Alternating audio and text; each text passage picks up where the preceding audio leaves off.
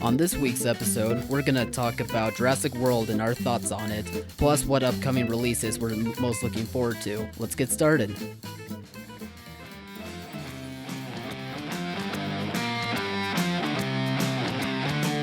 This is Off the Break Podcast, presented by Silver Screen Insider.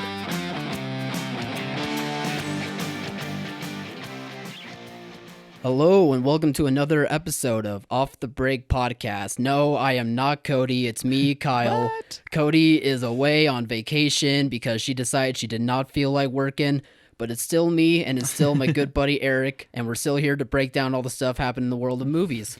What's going on, Eric? Not much. I mean, I got around to seeing Jurassic World Fallen Kingdom 2. Right. You joined the club. Yeah. Also, having never seen the first one. So that's right. Yeah, you told me that. That was a bit of an interesting experience. I was trying to piece together things as it was going along, but eventually I was just like, there's only so many times I could turn to my girlfriend and be like, okay, wait, who's this person? What? So I figured I'd just try and sit back and see if it stands on its own as a standalone movie. Right. To mixed results, I would say. Okay, and before we really dive in, we just want to make this clear. We probably will be getting to some spoiler territory because it's been out a week, and judging by how much it made at the box office, we imagine everyone and their dog went to see this movie. So we'll put in the description where the starting point and the stopping point is for the spoilers. So if you don't want to hear anything too spoilery, just go right on to the next thing. But now that you know, let's get started on this. So what more thoughts do you have? Well, obviously I love the first Jurassic Park, but I was never a huge dinosaur kid growing up. Mm-hmm. It seemed like everybody except for me was. Yeah. But so I didn't have this super intense personal attachment to dinosaurs that it seemed like a lot of people at the theater did. You weren't a Land Before Time kid at all? I watched them, but I didn't have anything special about dinosaurs. Okay. Yeah. But everybody around me was super into it. They were clapping, they were laughing, they were hooting and hollering, and I was just kind of sitting there like, I don't really understand why any of what's happening is happening. Why? And aside from what was his Owen, Chris Pratt's character, I don't think I caught the name of anybody else. I think, what was the little girl's name? Maisie? I think I got that. I don't know. I think you're right. I got that. But I was just going like, Wait, I thought Bryce Dallas Howard was against dinosaurs in the first one. And I never saw it, but I thought that was kind of the thing. Or she was a business first, dinosaur lives second. Right. So, something must have happened there. Maybe that would be clarified if I saw the first one. But if I remember correctly, she was business first and dinosaurs second, but I think towards the end she probably learned dinosaurs have feelings too, and then started her anti-dinosaur killing organization or animal activist group or whatever. I think that was what it was supposed to be. Yeah, I guess that makes sense, but I mean, honestly, I just wasn't that into it for the entirety of it. Right. I didn't think it. Obviously, there's some very beautiful images. The cinematography is great. Yeah. Dinosaurs look fantastic. Yeah, I agree with you. And there are a couple standout shots or scenes or little exchanges. But for the most part, I was just kind of laughing at the plotting of the movie, I guess. Good. That was me too. That was me the whole way through. I don't even know where to begin. I didn't really. Yeah, I don't know. What maybe you have more clear thoughts. You've been thinking it over longer than me. I've thought about it for way too long. I've had a whole week to think about it, and it angers me more. Yeah, I mean, I will agree with you on this. The director, Jay Boyna, I believe his name is, he did have some few moments where the way he would shoot a dinosaur attacking someone or having these creepy images of a dinosaur doing something those were the standout moments for me. There was moments where I was like, that's a cool look, that's a cool shot, but well, I thought that one shot of that.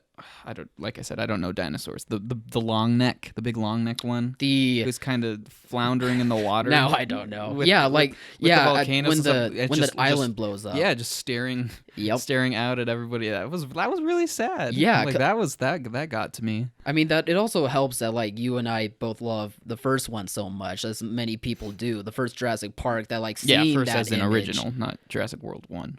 Yeah, exactly. Yeah. No, like seeing that was like a reminder, like, oh man, like we really have more of an attachment than we really think. Yeah.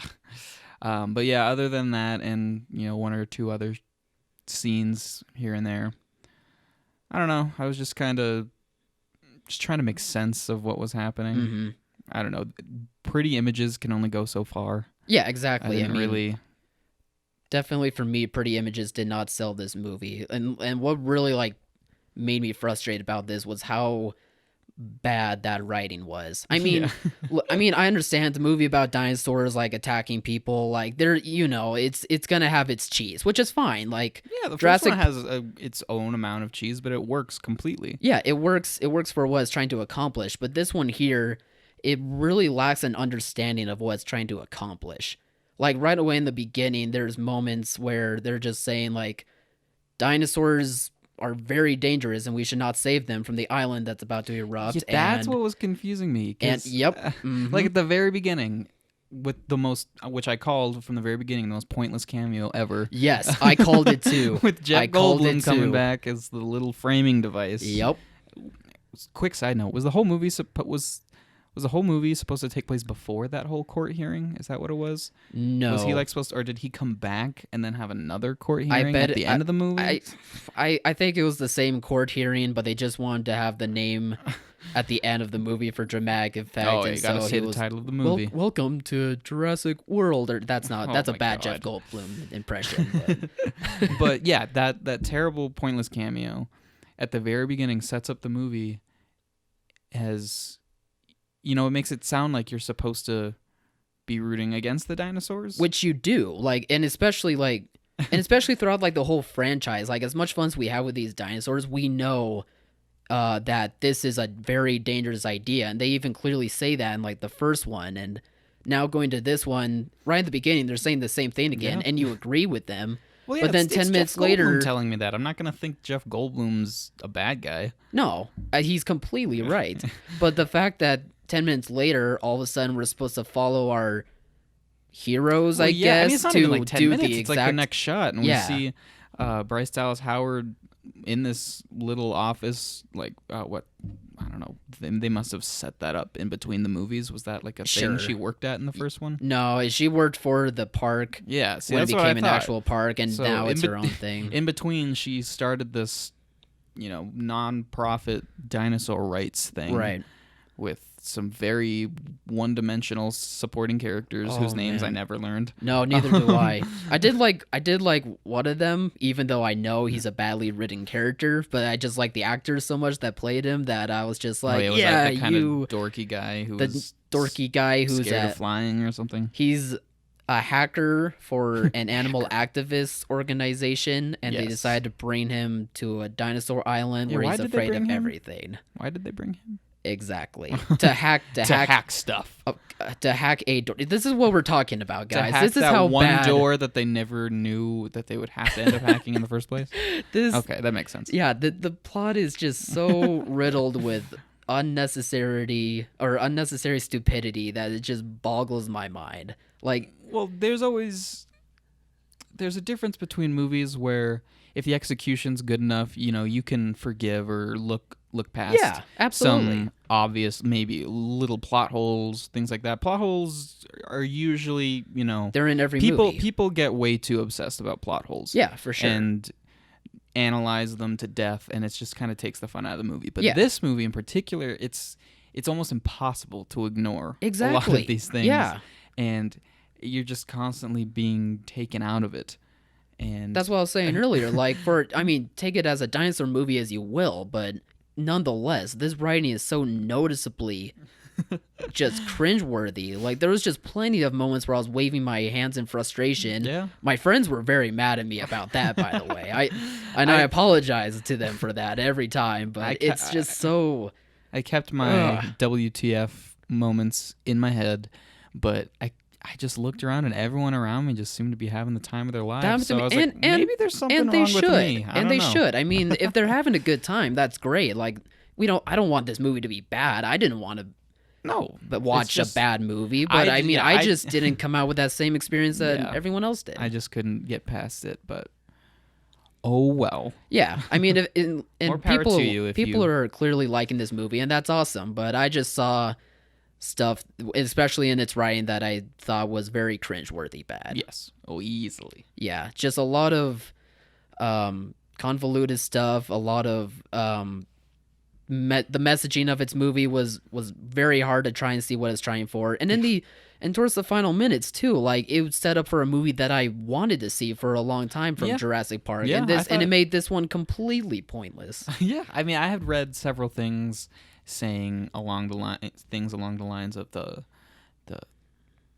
game-changing finale of the movie, and the last several minutes totally throw the universe on its head. And I guess I can kind of see that, but why didn't they just do that? I wondered from the start of this one. I wondered the same like, thing. You don't need the subplot with selling the dinosaurs. Yeah. You can easily get them from the island to the U.S. in a completely poorly different executed, artificially extending making it a trilogy when 2 films would have been totally fine.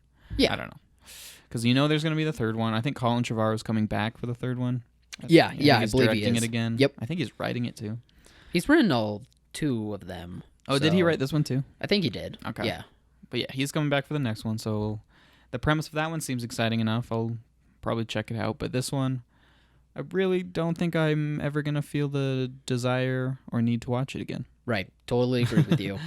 So, anyway, those were our thoughts about it. Not totally too spoilery, but, we still cover some things. Yeah. It'll probably take number 1 at the box office again, just because the other 2 films that are coming out this weekend, which don't look bad by any means, they're not going to be big enough to compete. Right, they're not going to be the 100 million in the bank type thing. The 2 that he's talking about is Sicario, Day of the Soldado, and Uncle Drew. Which of these are you looking forward to the most? I've never really known what to think about Uncle Drew since the very beginning. Are you a basketball guy? I actually don't know if... No. Yeah, okay. I don't really follow sports, so I don't know. I'm at all. So I don't know if this is fictional people playing or real people playing fictional characters, if they're playing exaggerated versions of themselves. Maybe a bit of both, yeah. Yeah, I don't really know what's going on. It looks like a totally fine... lowbrow, high concept comedy, right? And really, the only one in theaters kind of like that right now is Tag, which I think is probably on its way out. Yeah, unfortunately. Which I saw. That was a good movie too. Oh, good. But, you know, whatever. It never took number 1 or number 2. I think it peaked at number 3, and it's just kind of going down since. So it'll be good to have another comedy kind of take that spot. Yeah, I'll probably still take that 3 and 4 spot. I will be seeing Uncle Drew tonight, actually, so I'll let you know if it's worth a chance to go see or not. But Sicario 2, I'm actually really excited for. Yeah. I've gone back and forth on it a lot, actually. Yeah. Because I loved the first one. I actually rented it on a whim.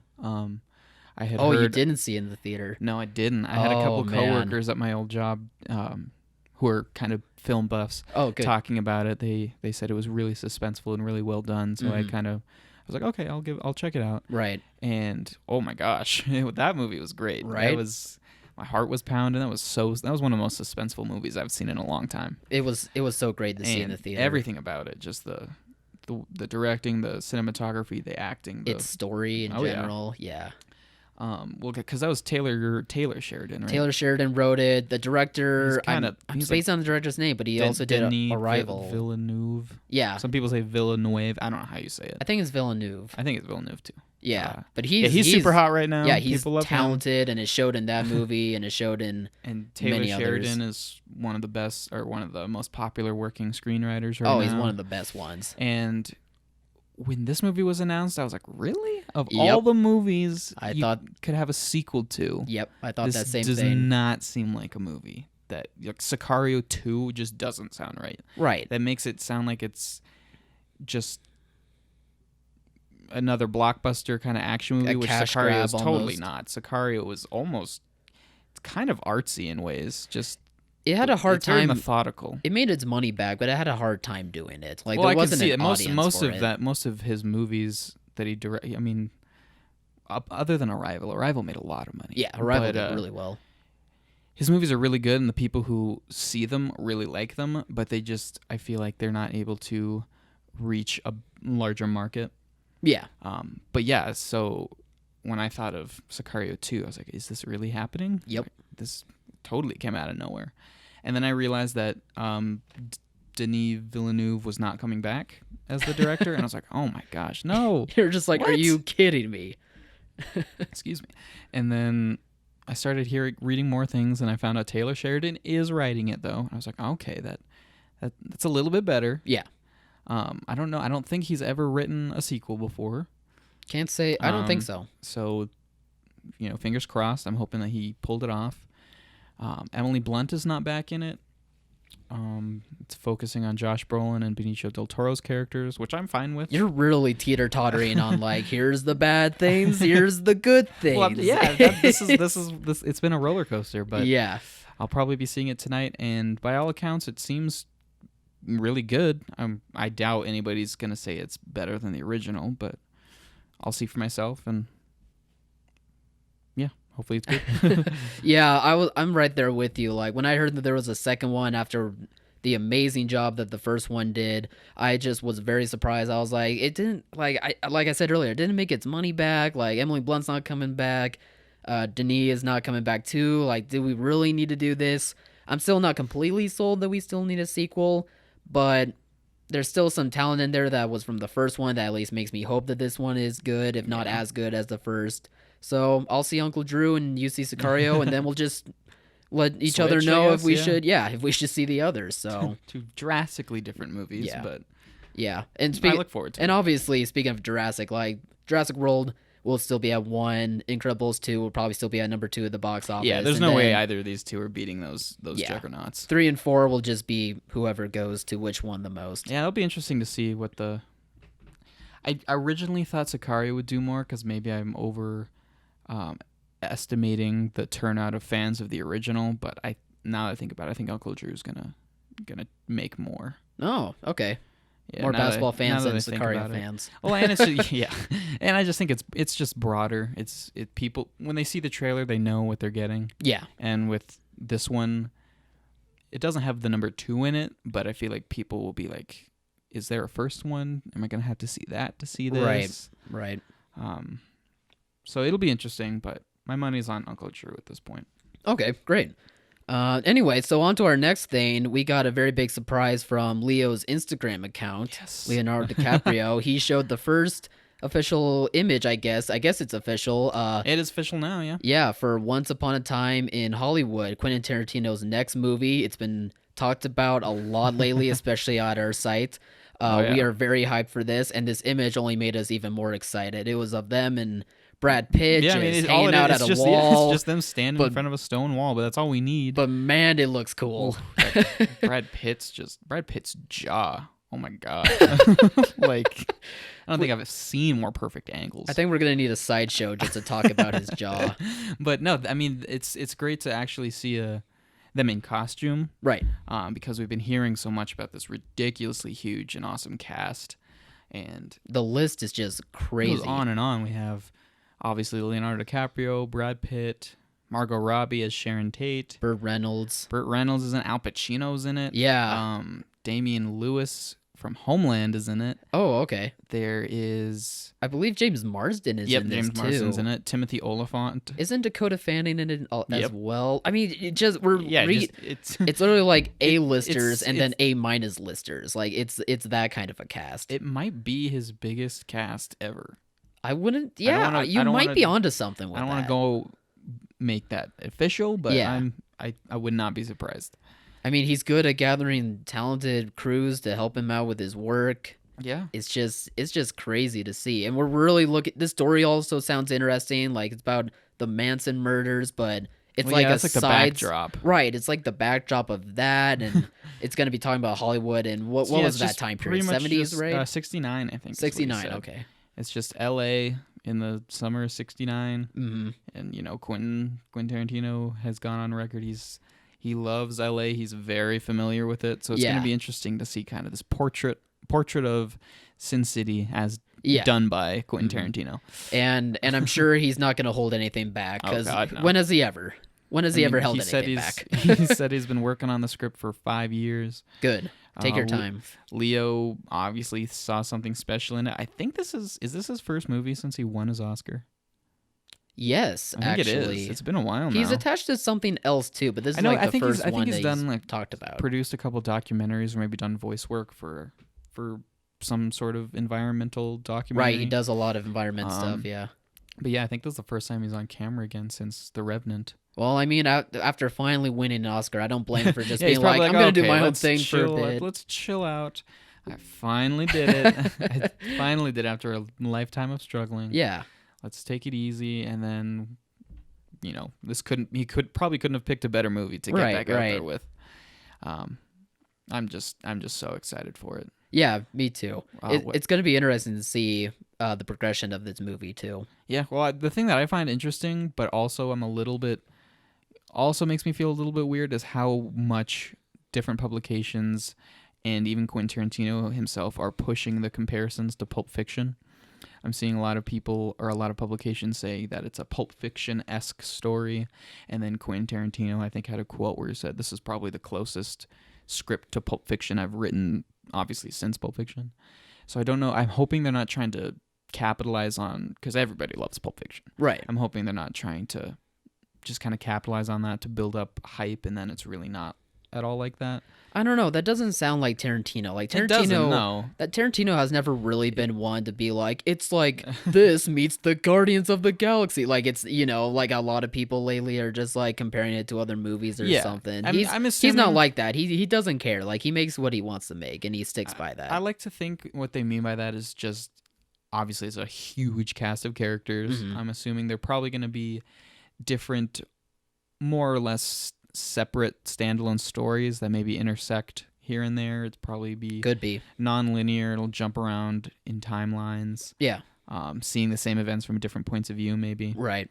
But yeah, more so than Hateful Eight, and probably more so than even Django Unchained. There's just a lot in this movie for people to chew on and kind of think over and just get hyped up about, because yeah, everybody knows the premise, but nobody really knows how he's going to execute it. Yeah. He could go in infinite directions. Right. And we have a whole year to wait and see, so...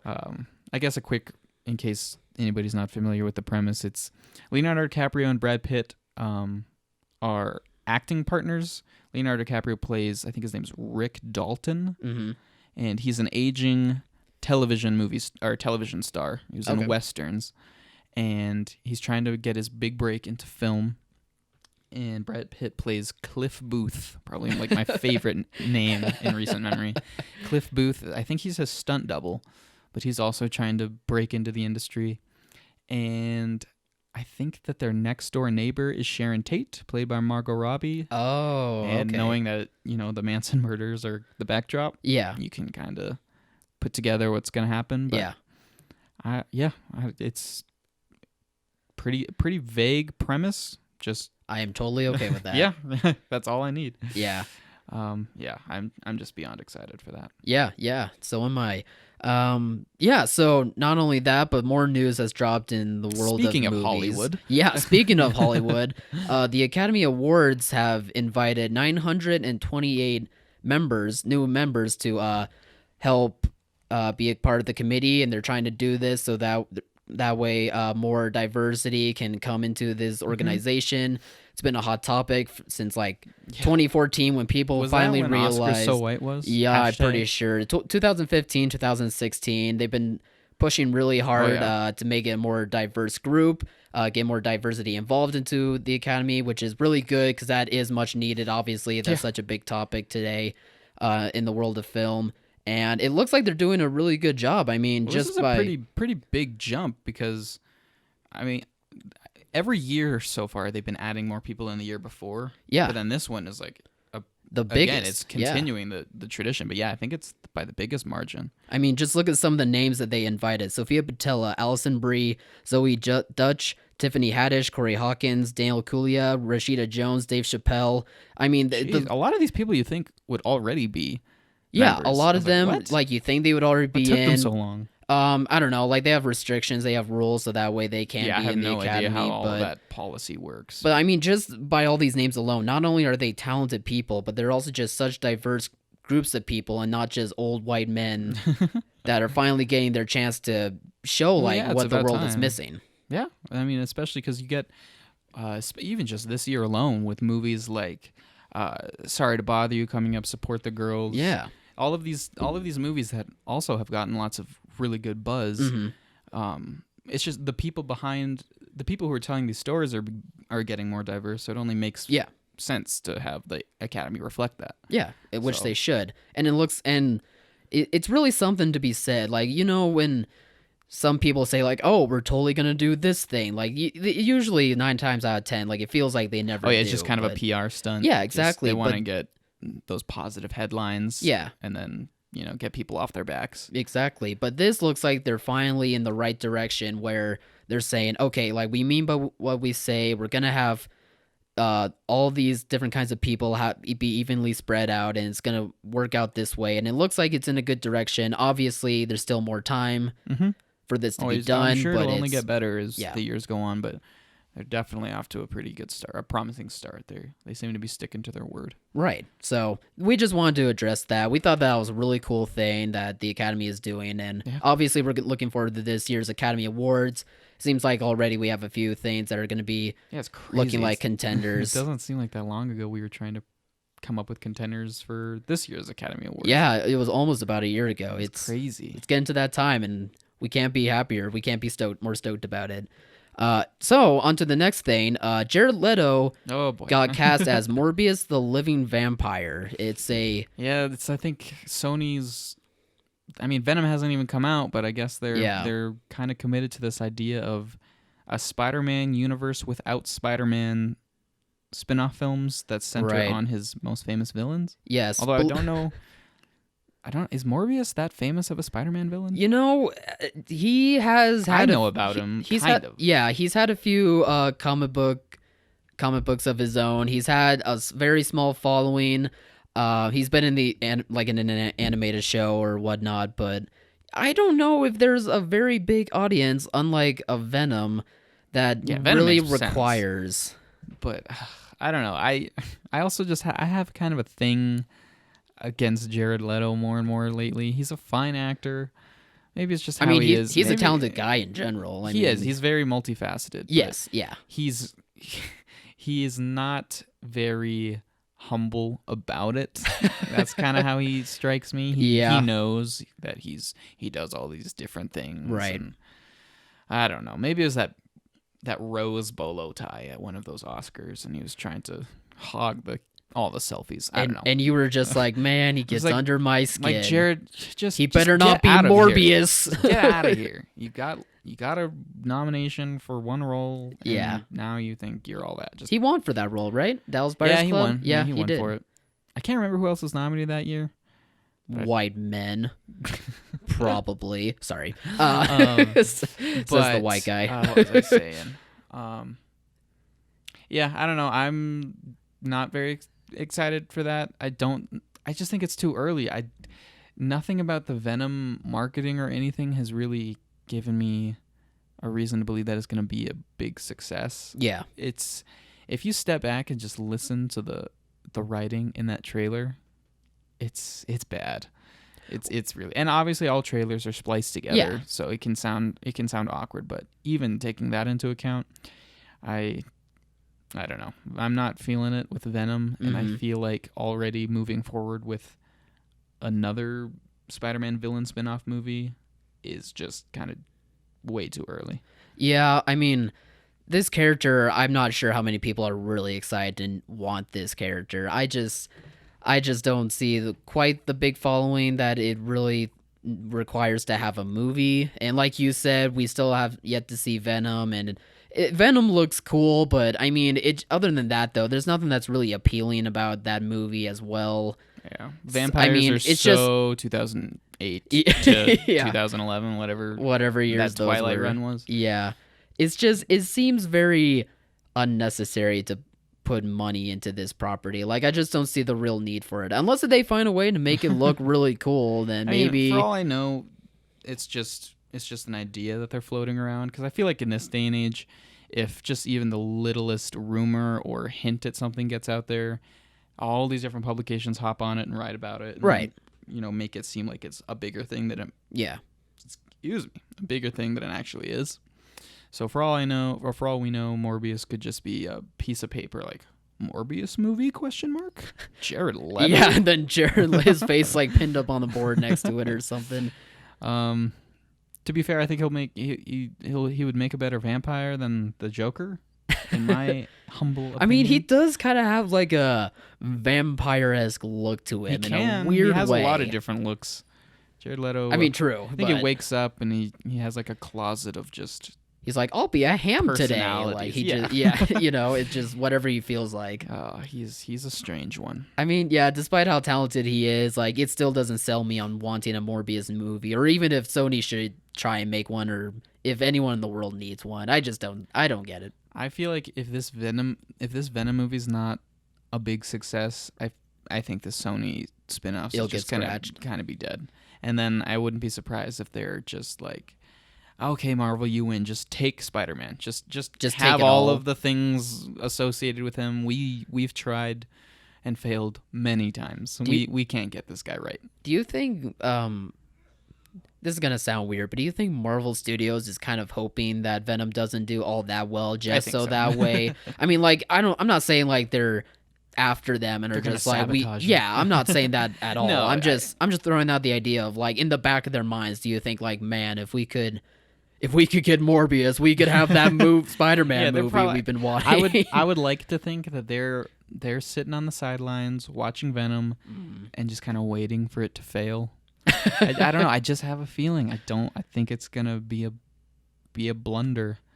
And then if it does sink, then Morbius will too. Yeah, they probably won't even move forward with Morbius. But who knows? I can't keep track with all of these superhero movies and which ones are in active development, which ones are shelved, which ones were just rumors.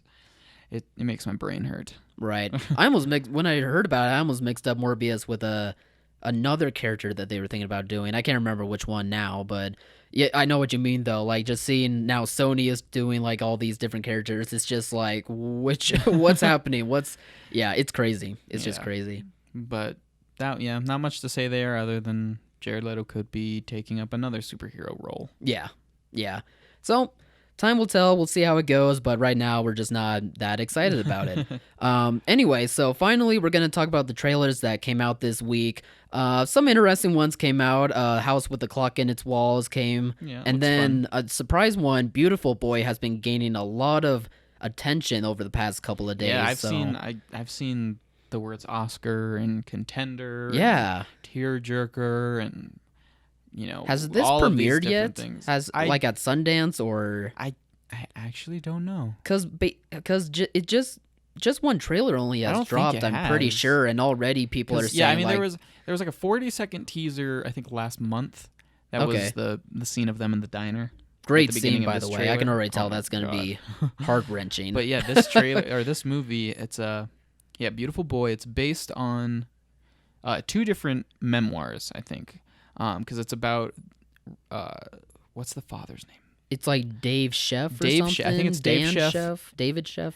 Something Sheff. Mr. Sheff. Mr. Sheff. Mr. Sheff and his son Nick Sheff or Nicholas Sheff. Sheff Jr. Right. Yeah, and it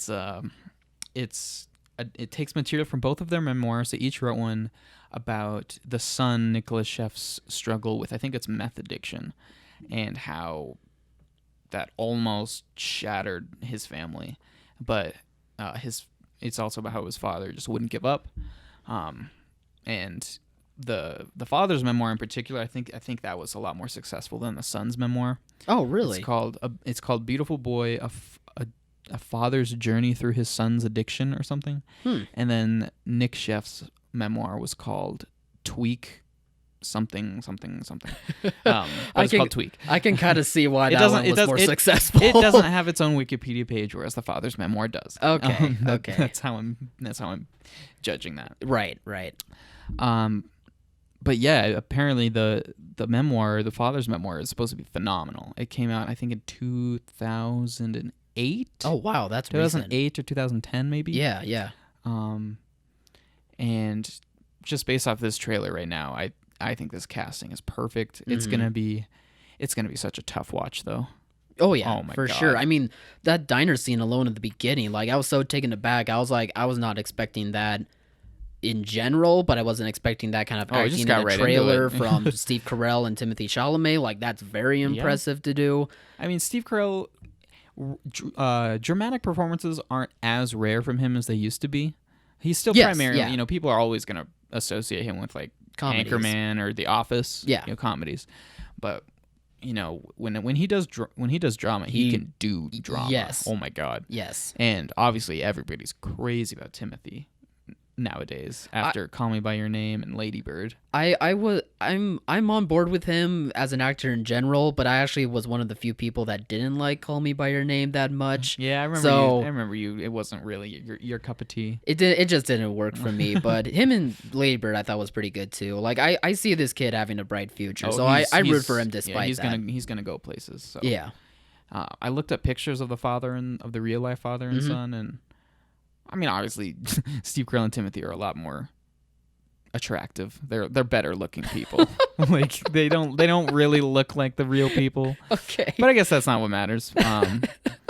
But apparently it does for you. Like I don't. No, I'm just real life Nick Sheff.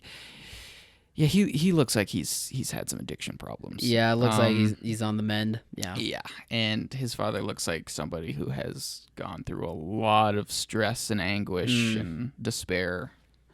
But man, that's such a story though. That's really interesting. I mean, I don't know if this is a spoiler or not since it's a true story. I think by most accounts it's, at least as of right now, it's a optimistic ending. I think he, like most addicts, he goes into rehab, but then I think he relapsed several times. But I think right now he's been clean for the longest he's been. So hope so. But I don't know. You see it for the journey, not for the destination. So yeah, I mean, I'm not sure right now if this is actually going to be like an Oscar caliber movie or not. Yeah, like, it does seem really early, but I mean, the plot, yeah, you could say is Oscar bait. The actors, yeah, you could say it's Oscar bait. Yeah, I think those are cop out things to say though. Yeah, true. You're Oscar right Oscar bait's about not that. really a thing anymore. I don't think. You think it's changing? Landscape's changing? Yeah, a bit? I remember that was a story last year. People were kind of trying to figure out. Well, I mean, kind of going back to all of these new Academy members. You know, because there's just such a larger presence of just younger Academy members who have they have different. They look for different things in movies, right? I think so. Yes, you're always going to have a couple movies, your standard biopic, like Imitation Game or Darkest Hour. But I don't think those aren't really shoo-ins anymore, really, where they used to be. Yeah. I think you're onto something. I think you're. Yeah. And I think Beautiful Boy is. I do think it's going to be an awards contender. Again, I think it's kind of funny to make all these presumptions because nobody's even seen it yet. Yeah, from what we know, some of these things you can just get a feeling. You can just get a feeling, and yeah, I guess that's true. The Academy has already nominated Timothy for Best Actor. Last year. Has Steve Carell ever received an Academy Award nomination? He's been nominated once or twice, but never won one. Was one for The Big Short? Might have been. Yeah, I can't remember what else. Definitely Foxcatcher. I loved him in Foxcatcher. Yeah, how did I forget that? He looks terrifying. Yeah, I don't know. I would go down on record as saying I'm betting that this is going to be an awards contender. All right, we have that on record. I'll take you up on that. This is my official Oscar pick. Right. Yeah, I mean, I don't know about whether it's an Oscar caliber film yet or not, but based on the trailer, I'm sold. Like I'm interested in this story and I want to see it. which is what should be done in trailer, obviously. And did you have any thoughts about the house with the clock in its walls? Did you have any anticipation for it? Or I thought it was fun. A fun trailer. I think it has that. It did a good job of capturing that kind of Spielberg, Amblin kind of family-friendly wonder / I wouldn't say horror, but just mystery maybe. Okay. I'm not sure. I love Jack Black to death. I always love Jack Black. Seeing him in Jumanji was just so welcome. I feel so like I delightful. hadn't seen him in so long before that. You grew up with School of Rock, didn't you? Oh yeah. Yeah. Oh okay. yeah. I still same with me, obviously. I still stand by. That is one of the just most genuinely greatest performances ever. I could see that. Yeah, I get where you're coming from. Academy doesn't like to honor comedies, but that's a performance for that the should ages. have been one. Nice. See, I love Jack Black. I love Cate Blanchett. I think it looks fun. Other than that, I don't really have much to say. It's just looks like a family-friendly adventure. Right. I mean, I kind of am on the same boat as you. I think Jack Black and Cate Blanchett are just looking like they're having fun in the role. Like they're just eating up every line and every moment where they can do some cool magic stuff. You know, I don't think this is for the kind of demographic that I'm a part of. I think this is for a younger audience. Is this part of a book series or something? Is that okay? So I don't know if it's didn't grow up with the book I don't know if as it's one of those young adult series or if it's like young readers. Yeah, like You know, maybe it's not like that age group for like what's an example? Hunger Games or that demographic. I think it's a little bit younger. I think it's more. Magic Treehouse? Is that too young? That might be maybe in between there, somewhere in between there. Yeah, whatever the sweet spot is between Hunger Games and Magic Treehouse. That's the bar. That's the bar that we're going with. But yeah, I mean, I didn't really have much more to say about it. Right. Yeah, I mean, for its demographic, I think it'll do fine. Maybe fans of the book will also go out and see it, but besides wanting to see Cate Blanchett and Jack Black have fun, there's not much else to it for me that I need to go see it, but wish them the best. Yeah, exactly. So yeah, that's about all the time that we have for today. Thank you everyone for watching. Hopefully Cody will be back on our next episode, so that way we can catch her up on what happened this week, I guess. Catch her up on that. And we'll just catch you guys on the next episode. Awesome. See ya. See you guys later.